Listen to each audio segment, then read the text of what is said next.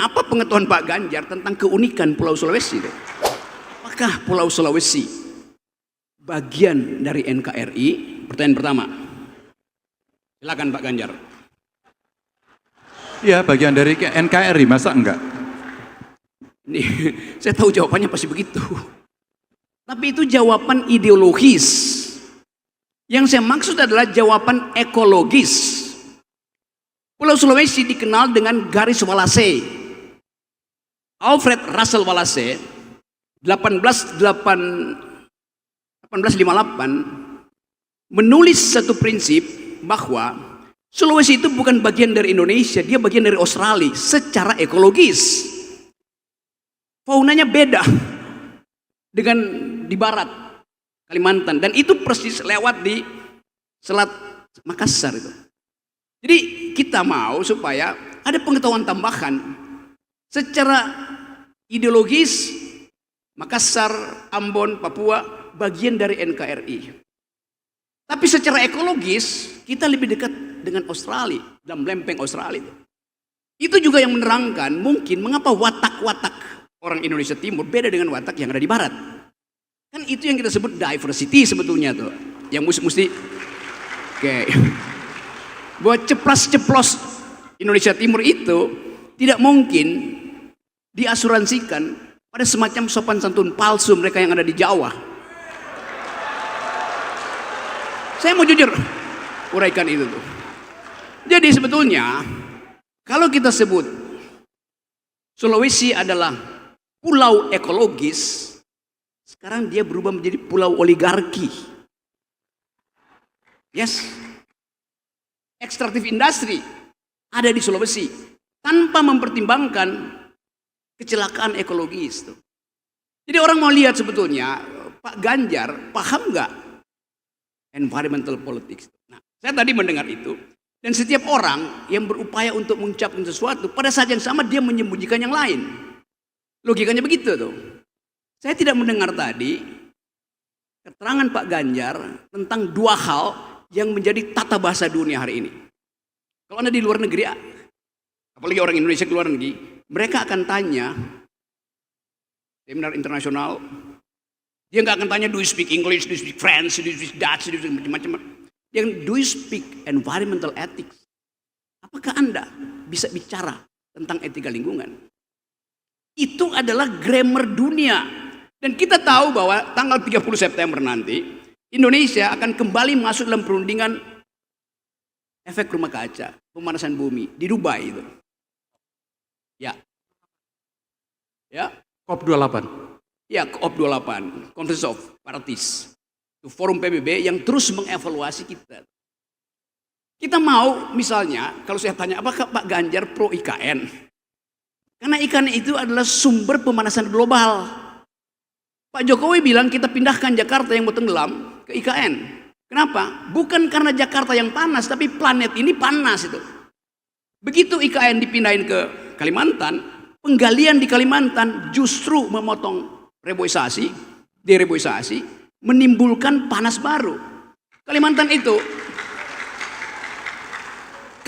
itu dijepit oleh dua panas, matahari dan batu bara.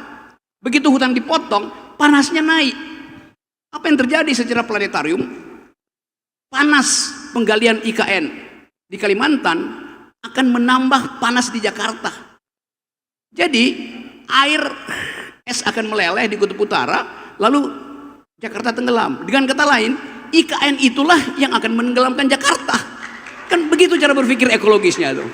Saya explain itu dalam upaya untuk menguji apakah paradigma kita sampai apa tidak tuh. Jadi sekali lagi, silakan komentar secara umum. Saya akan tuntut satu kejelasan berpikir pada semua calon presiden. Anies, Prabowo, semuanya mesti kita uji. Kita kuras otaknya tuh. Ada isinya apa enggak? Makasih. Ya. Tunggu Bang Akbar. Bung Rocky, perasaan tadi kami minta Anda untuk menyampaikan pertanyaan, bukan orasi sepihak. Pertanyaannya apa selain Pulau Sulawesi itu bagian dari NKRI? Selain itu apa pertanyaannya? Saya tidak orasi. Saya kasih argumen. Ini bukan forum orasi. Semua yang saya terangkan tadi factual base-nya di situ tuh. Nah, saya ingin seorang calon presiden itu bukan diuji datanya, paradigmanya itu. Jadi saya terangkan itu, ya kalau mau pertanyaan gampang aja, misalnya saya tanya dengan gampang misalnya, berapa nilai Anda berikan pada Jokowi dalam soal environmental ethics? Oke, kita terima argumen itu, Rok. Pak Ganjar, monggo. Selalu tertarik dengan Rocky yang apa disampaikan. Tepuk tangannya meriah. Oke, good. Anda tidak menyampaikan itu? Iya, memang tidak ada kemarin permintaannya, maka saya bilang, saya mau cerita apa? Boleh nggak yang bisa membantu saya soal ekonomi biru dan ekonomi hijau? Tapi jangan tanya data lagi loh. Saya sampaikan data itu ada selera. Pak Ganjar ngomongnya gede banget, nggak ada datanya. Oh, ini orang suka data. Tapi Bung Rocky hari ini meminta saya untuk berbicara paradigma joki. Maka kita harus menyenangkan banyak orang.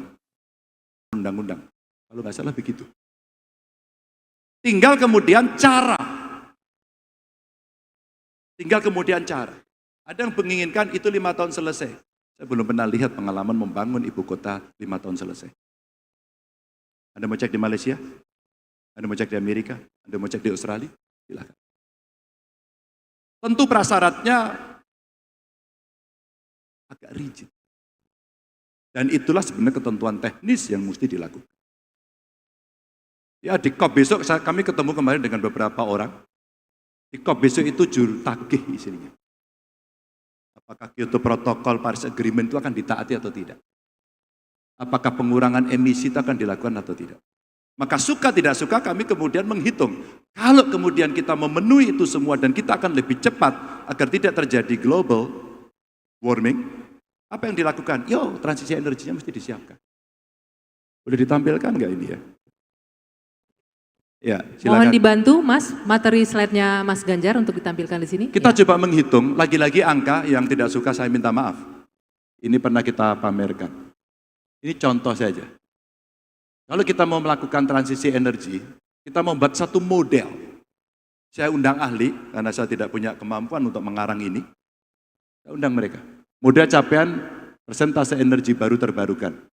PLN sudah membuat analisis, ada air, geothermal, matahari, angin, yang kemudian orang mengatakan itu lebih hijau, lebih ramah. Pak Ganjar. Ini pertanyaan duta besar Belanda waktu itu. Kan Anda masih pakai coal sekarang untuk energi Anda. Apakah Anda akan merubah? So pasti, kan kita udah sepakat ini. Tapi kami tidak bisa dengan tiba-tiba seperti maunya orang lain. Karena kami punya itu. Maka teknologinya kami kasih contoh. Oh, kita kerjasama kok.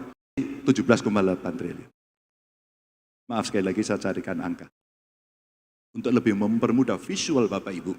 Agar kita bisa paham soal itu.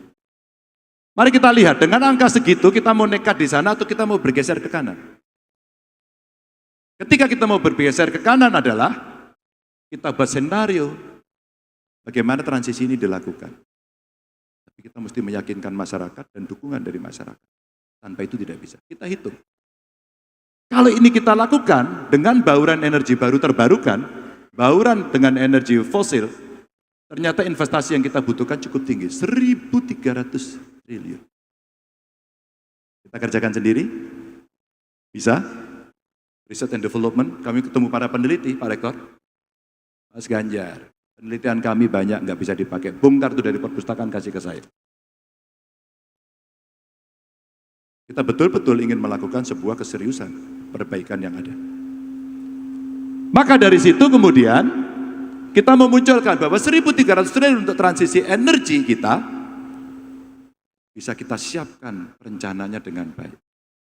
Lalu apa yang dibutuhkan? SDM-nya bagus. Orang bekerja, investasi muncul. Apa sih ujungnya? Salah satu contoh aja. Yang tadi Bung Rocky sampaikan, Sulawesi ya, dengan kondisi Walasi menyampaikan mineralnya banyak dan hari ini terjadi kerusakan. Oke, ketika kita menghitung seperti itu, mari kita perbandingkan dengan pola ini.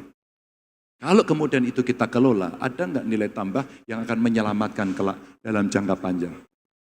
Itu artinya yang sekarang diramaikan adalah teknologi baterai kelas dunia. Kita punya itu, punya kesempatan itu. Kenapa tidak kita ambil? Bagaimana menjaga lingkungan? Oke, kita ambil orang bagaimana best practices mining yang mesti kita lakukan. Oh. Setelah itu, SDM yang kuat, yang membangun, ada berapa? Butuh berapa lama kita persiapkan mereka untuk kemudian dia bisa mengisi itu. Tapi dalam waktu tertentu tidak bisa, kita mesti kolaborasi. Nggak bisa sendirian. Pendidikan, penciptaan lapangan kerja karena kita bisa melakukan itu. Ngobrollah saya dengan Bu Penny, Duta Besar Australia. Dia punya lithium, tapi nikelnya ada di kita. Kalau dalam konteks politik luar negeri untuk kepentingan nasional kita, secara bebas memilih, bebas berteman, untuk kepentingan nasional, maka salah satu contoh itu, kerjasama saja dalam konteks energi baru terbarukan, salah satunya adalah dengan Australia. Kita siapkan itu semuanya, maka kita hitung. Dan ini akan menciptakan lapangan kerja yang lebih banyak, tadi yang disampaikan. Semua coba kita atur untuk job creations. Potensi lapangan kerja yang akan terserap di sini 3,7 juta. Mari kita siapkan perencanaan dengan baik dan kita butuh masukan soal itu. Dan itu artinya butuh skill set. Skill set. Karena ini lebih detail dan tadi tidak detail, saya detailkan. Ya. Mereka yang mengerti teknologi lingkungan, teknologi pangan, data scientist, dan mereka yang bisa mengolah material yang ada. Ini sesuatu yang bagus. Gitu, Bung Rocky. Oke, saya kasih ulasan ya. Silakan. Dengan senang hati. I'm talking about paradigm. Bukan soal data kuantitatif itu. Saya kasih contoh kontrasnya tuh. Negara paling makmur di seluruh dunia, kira-kira 20 tahun lalu, namanya Nauru. Di sebelah New Zealand itu. Nauru itu pendapatan per kapita tertinggi bertahun-tahun karena mengekspor dan mengeksploitasi tambang fosfat. Sekarang dia negara paling miskin yang bahkan mau dievakuasi oleh PBB itu. Karena habis tambangnya. Jadi Anda bayangkan dalam 20 tahun negara paling kaya itu berubah jadi negara paling miskin. Anda terbang ke Nauru, Anda lihat bangkai-bangkai mobil di situ, dibiarin aja. Mobil mewah di situ, hilang. Pulau itu jadi pulau racun. Saya bicara soal ecological footprint. Bukan soal berapa anggaran yang akan ditumpahkan ke Kalimantan. Jadi dalilnya adalah itu. Coba kita bikin kalkulasi terbalik itu. Ada AMDAL nggak di Kalimantan? Nggak ada. Setelah Presiden Jokowi memutuskan untuk pindahin ibu kota, secara politik harus pindah. Lalu Presiden bilang, universitas di Indonesia Timur, silahkan periksa AMDAL-nya. Lalu udah diputusin, ngapain periksa AMDAL? AMDAL itu harus mendahului keputusan politik. Itu etika di dalam ilmu lingkungan itu. Itu kayak naruh gerobak di depan kuda. Ya gak jalan. Jadi ini soalnya tuh. Yang ingin kita tahu. Nah dasar-dasar ini, dasar-dasar berpikir ekologis, itu yang mesti kita ucapkan bagi generasi yang saya bilang tadi. Generasi yang tumbuh di dalam kecemasan ekologi itu. Kita bisa input ke dalamnya tuh seluruh APBN kita. Tetapi semakin banyak kita input, semakin kerusakan terjadi justru. Tapi Presiden Jokowi akan bilang, Rocky Gerung hoax, berbohong. Lihat dari drone. Tutupan hijau kita memang bertambah. Tapi hijau lapangan golf beda dengan hijau hutan. Logikanya begitu. Jadi sekali lagi Pak Ganjar, ucapkan sesuatu supaya generasi baru, generasi muda yang 60% masih menahan suaranya sebagai undecided voters atau swing voters itu tahu bahwa Ganjar Pranowo bicara dua hal yang menjadi grammar dunia. Satu soal lingkungan, dua soal security global itu. Oke. Saya tugaskan itu dibicarakan di sesi berikutnya, bukan di sini, tapi di UGM. Silakan, Mas. Oke. Terima kasih atas penugasannya. Hari ini saya jadi petugas Rocky. Thank you, Bung. Tapi boleh saja, dikit ya, dikit aja. Saya sepakat. Karena isu lingkungannya ada, tapi hari ini kita pada posisi ini. Gak ada sebuah keputusan tiba-tiba terus besok semuanya energinya hijau, besok energinya biru. No. Maaf. Soal itu kita beda. Bisa ditampilkan lagi Mas? Boleh. Slide-nya? Ekonomi hijau kita sampaikan, saya kasih slide ekonomi biru. Mudah-mudahan yang muda tertarik. Dan ini butuh anak muda untuk terlibat. Hari ini, dan position kita adalah di sini dan akan melakukan transisi. Dan kita menyiapkan itu. Tapi tidak hari ini hasilnya. Maka kenapa saya berdiri di sini dan menyampaikan gagasan itu. Ekonomi hijaunya, saya contohkan satu saja tadi yang terkait dengan energi. Yang kedua, ekonomi biru. Ini yang terjadi. 77% wilayah kita laut. Namun sektor maritim ini kontribusi kalau kita bicara dari sisi duit 7,6% dari GDP. Ya. Dan angka-angka ini, sekali lagi saya tidak akan merepotkan Bapak Ibu, hanya untuk memberikan visual. Bahwa yang saya omongkan itu dihitung. Kami tidak asal ucap. Kami tidak mau kemudian memberikan sesuatu, ini dieksekusi apa enggak ya? Karena betul, Bung Rocky menyampaikan, karena ini akan menjadi catatan, maka sangat hati-hati. Gak bisa hanya dengan populisme saya katakan no, sana bilang yes, saya no, sana yes. Kita balik juga gitu, gak bisa. Ada juga wisata sebagai potensi ekonomi yang tanpa mengeksploitasi.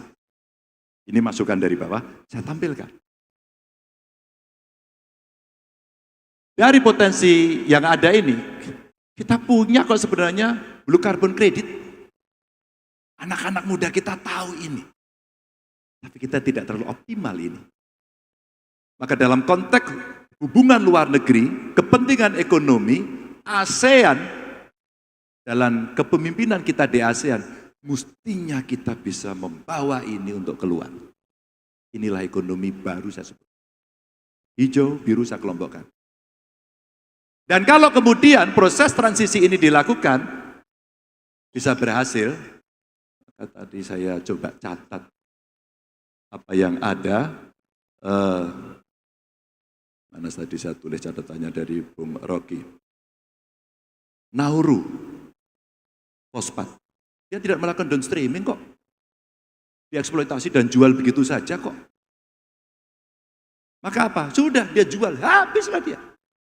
Kalau dalam teori ekonomi, mohon maaf kalau saya keliru nanti dibetulkan. Kalau kita ngurus usaha Bapak Ibu, kita sudah tahu usaha kita naik, kita siapkan dengan baik. Tiba-tiba lingkungan eksternalnya berubah, pertanyaannya, kita mau berbisnis dengan cara itu terus-menerus dan tiba-tiba mati, atau kita melihat analisis lingkungan eksternal yang kemudian kita menyiapkan kurva kedua. Kalau logika berpikir kita dalam konteks lingkungan, kita sedang menyiapkan kurva kedua agar tidak decline. Dunianya membuat Kyoto Protocol, Paris Agreement, COP besok yang ada di Dubai ya, Uni Emirat, kita siapkan. Tapi pada sisi lain anak muda yang tidak suka bekerja di bidang itu yang mungkin itu maaf kotor dan merusak, saya ingin menyampaikan ini. Anak-anak muda kita bisa geser ke sini. Kalau ini menjadi kekuatan ekonomi kreatif yang tumbuh, maka itu menjadi sebuah deposit yang akan kita gunakan ketika situasi menjadi sangat darurat.